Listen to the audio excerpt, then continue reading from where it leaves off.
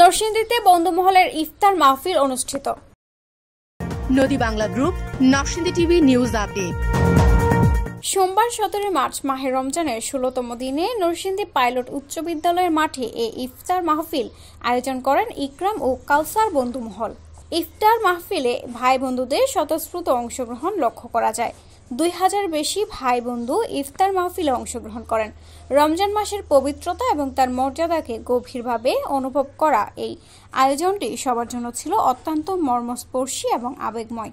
ইফতার মাহফিল অনুষ্ঠানে ভাই বন্ধু রোজাদার সকলে আসরের নামাজের পর থেকে একে একে স্কুল মাঠে জড়ো হতে শুরু করেন। উপস্থিত সবার মধ্যে এক প্রশান্তি ছড়িয়ে দেয়।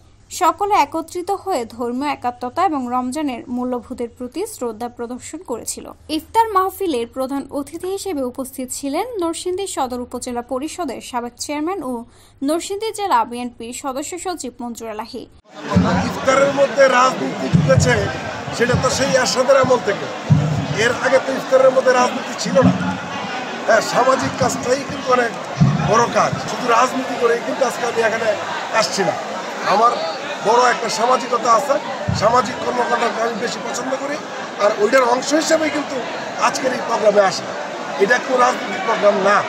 এখানে ভাই বন্ধু যারা আছে তারা সকলে মিলে নরসিংদীর ইয়াং জেনারেশন, যুব সমাজ, ছাত্র সমাজ মিলে এত বড় একটা প্রোগ্রাম যে তারা রাজনীতির বাইরেও করতে পারে, এটা একটা উদাহরণ।